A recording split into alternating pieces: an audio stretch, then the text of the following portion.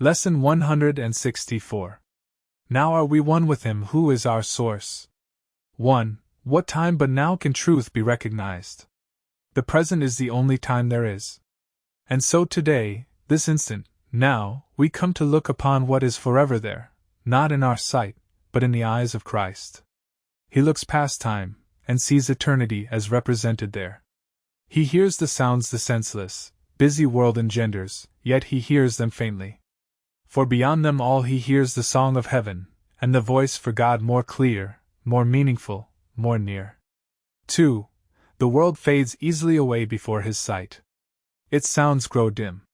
A melody from far beyond the world increasingly is more and more distinct, an ancient call to which he gives an ancient answer. You will recognize them both, for they are but your answer to your Father's call to you. Christ answers for you, echoing yourself, using your voice to give his glad consent, accepting your deliverance for you. 3.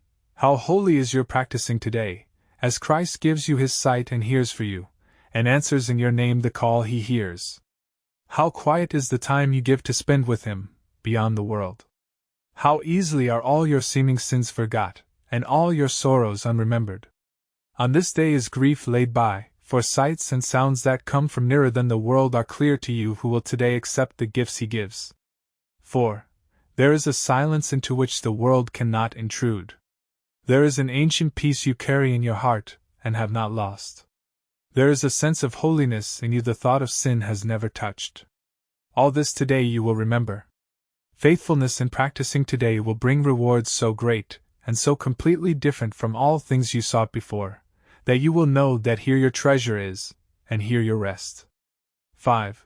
This is the day when vain imaginings part like a curtain, to reveal what lies beyond them. Now is what is really there made visible, while all the shadows which appeared to hide it merely sink away. Now is the balance righted, and the scale of judgment left to him who judges true. And in his judgment will a world unfold in perfect innocence before your eyes. Now will you see it with the eyes of Christ. Now is its transformation clear to you. 6. Brother, this day is sacred to the world. Your vision, given you from far beyond all things within the world, looks back on them in a new light. And what you see becomes the healing and salvation of the world. The valuable and valueless are both perceived and recognized for what they are. And what is worthy of your love receives your love, while nothing to be feared remains. 7. We will not judge today. We will receive but what is given us from judgment made beyond the world. Our practicing today becomes our gift of thankfulness for our release from blindness and from misery. All that we see will but increase our joy, because its holiness reflects our own. We stand forgiven in the sight of Christ, with all the world forgiven in our own. We bless the world, as we behold it in the light in which our Savior looks on us, and offer it the freedom given us through his forgiving vision, not our own. 8. Open the curtain in your practicing by merely letting go all things you think you want.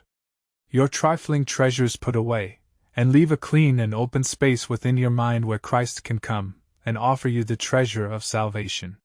He has need of your most holy mind to save the world. Is not this purpose worthy to be yours?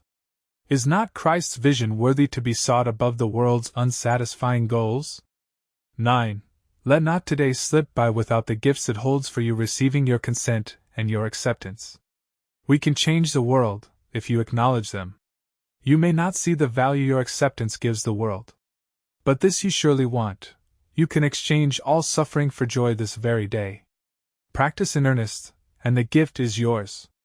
Would God deceive you? Can his promise fail?